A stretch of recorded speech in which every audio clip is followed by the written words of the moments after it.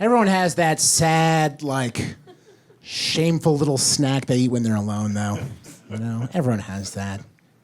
You guys, what do you got? Anyone have like a little? What's their little snack?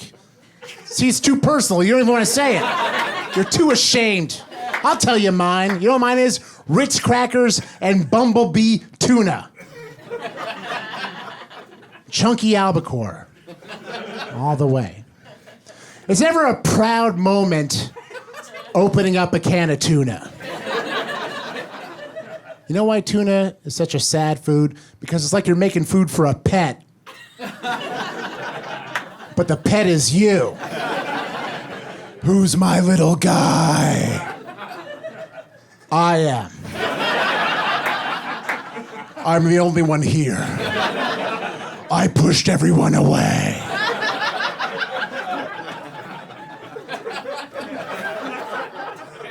I get nasty with tuna. I get nasty.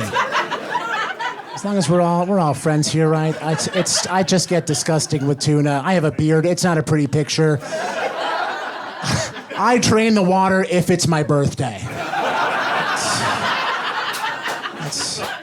That's my little treat to myself. It's gross. It's so gross.